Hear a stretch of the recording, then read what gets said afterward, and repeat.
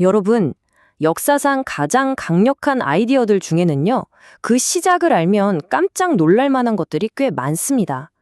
오늘 우리가 파헤쳐볼 이야기도 바로 그런 건데요. 바로 예수의 재림이라는 개념입니다. 자, 시작부터 좀 도발적인 질문을 던져볼게요. 예수의 재림. 만약에 이게 예수 본인의 아이디어가 아니었다면 어떨까요?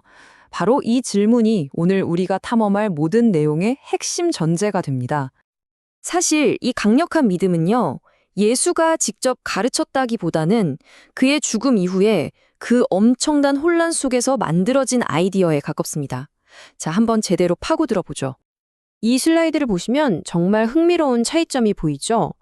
역사 속의 예수는 지금 바로 여기에 임하는 하나님 나라를 선포하는 데 집중했어요. 그런데 십자가 사건 이후에 제자들은 희망의 초점을 미래의 재림으로 옮겨가게 됩니다.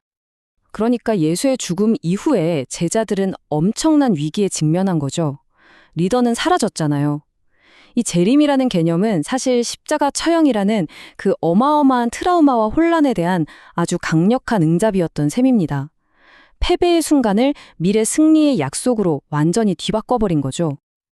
자, 이제부터는 우리가 마치 탐정처럼 역사의 층을 한 커플씩 벗겨내면서 이 아이디어가 도대체 어디서부터 시작됐는지 그 소스 코드를 추적해 보겠습니다.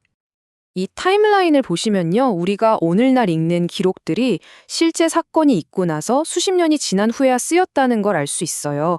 이게 뭘 의미할까요? 바로 재림이라는 아이디어가 시간이 흐르면서 진화하고 발전했다는 뜻입니다. 그래서 핵심은 바로 이겁니다. 재림에 대한 최초의 체계적인 기록은 예수의 죽음 후 약 20년이 지나서야 등장하는데요. 그것도 예수의 직계 제자가 아니라 바로 바울에게서 나왔다는 점이에요. 정말 중요하죠? 이 표가 그 차이를 아주 명확하게 보여주죠. 바울 이후에 쓰인 복음서들은요, 종종 후대의 신학적 이해, 그러니까 바울이 체계화한 그 재림 사상을 역사적 예수라는 인물에게 다시 투영해서 기록했다는 겁니다. 자, 이제 관점을 확 바꿔보겠습니다. 만약 초기 기독교가 하나의 스타트업이었다면 과연 어떻게 변방의 작은 운동에서 시작해서 세계적인 세력이 될 수 있었을까요? 예수는 창업자였습니다. 세상에 바꿀 만한 급진적인 아이디어를 제공했죠. 소외된 자들을 위한 급진적 윤리와 포용의 왕국. 하지만 그는 이 아이디어를 어떻게 확장시킬지에 대한 명확한 계획까지는 없었던 것 같아요. 바로 이 지점에서 천재적인 프로덕트 매니저 바울이 등장합니다. 그는 예수의 핵심 메시지를 가져와서 대중시장을 위한 혁신적인 상품으로 포장해냈어요. 그게 바로 십자가 더하기 부활이죠. 이걸로 훨씬 더 넓은 시장에 접근 가능하고 또 확장 가능하면서 아주 매력적인 이야기가 된 겁니다. 그럼 당시의 빅테크는 누구였을까요? 바로 로마 제국이었습니다. 플랫폼과 인프라를 다 갖춘 당대의 지배적인 세력이었죠. 그런데 정말 역설적이게도 기독교라는 이 파괴적인 스타트업은 바로 그 로마의 도로 위에서 성장하고 로마의 언어를 사용해서 커나갔습니다. 바울의 3단계 전략은 이랬습니다. 첫째, 십자가와 부활을 보편적인 구원 계획이라는 상품으로 개발한다. 둘째, 유대인 공동체를 넘어서 비유대인, 즉 이방인으로 시장을 정의하고 확장한다. 셋째, 로마의 인프라를 사용해서 교회라는 공동체 네트워크를 구축하며 운동을 확장한다. 이 전략이 지역 운동을 국제적인 운동으로 바꿔놓은 거죠. 그런데 바울의 전술 중에 진짜 기발했던 건 바로 이거였습니다. 그는 새로운 언어를 발명하지 않았어요. 대신에 가장 큰 경쟁자의 언어를 그대로 가져와서 그 의미를 뒤집어 버렸죠. 이게 바로 그 놀라운 언어 해킹의 증거입니다. 바울은 퀴리오스, 즉 주님, 소테르, 즉 구원자, 그리고 유앙겔리온, 즉 좋은 소식처럼 원래는 로마 황제에게만 쓰이던 가장 강력한 선전용 단어들을 그대로 가져와서 예수에게 적용시킨 거예요. 카이사르가 주님이 아니라 예수가 주님이다. 황제가 구원자가 아니라 예수가 구원자다. 이런 식으로 단어의 의미를 효과적으로 전복시켜버린 거죠. 이 문장이 바로 그 프레임 전복의 가장 극적인 사례를 보여줍니다. 제국의 수치와 패배의 상징이었던 십자가는 신적인 힘과 구원의 로고가 되었다.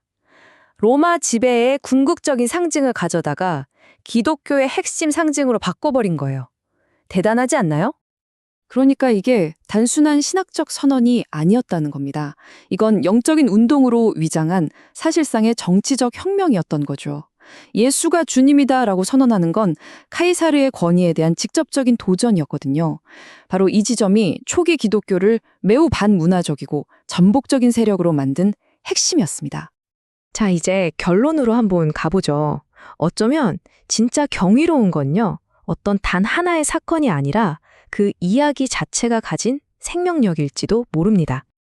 사실 이러한 프레임 전복 전략은 아주 깊은 뿌리를 가지고 있습니다. 구약 성경을 보면 이런 이야기로 가득 차 있거든요. 출애굽 이야기는 노예 민족을 역사의 주인공으로 만들고 예언자들은 끊임없이 종교적 형식주의에 맞서 가난한 자들을 위한 정의를 외쳤죠. 바울의 전략은 사실 이런 유구한 유대 전통, 즉 약자가 승리하는 전복적인 이야기의 역사적 패턴의 정점에 서 있었던 셈입니다. 그렇다면 다시 한번 생각해 볼까요? 가장 위대한 기적은 과연 무엇일까요? 아마도 그건 단 하나의 초자연적인 사건이라기보다는 수천 년을 꿋꿋이 견뎌온 인간 구원에 대한 이 혁명적인 이야기, 그 자체가 아닐까요? 마지막으로 여러분께 이 질문을 남기고 싶습니다. 가장 놀라운 기적은 초자연적인 하나의 사건일까요? 아니면 수천 년을 살아남아서 인류에게 영감을 준 이 혁명적인 이야기 자체일까요? 둘 중에 무엇이 더 기적에 가깝다고 생각하시나요? 한 번쯤 깊이 생각해 보시면 좋겠습니다.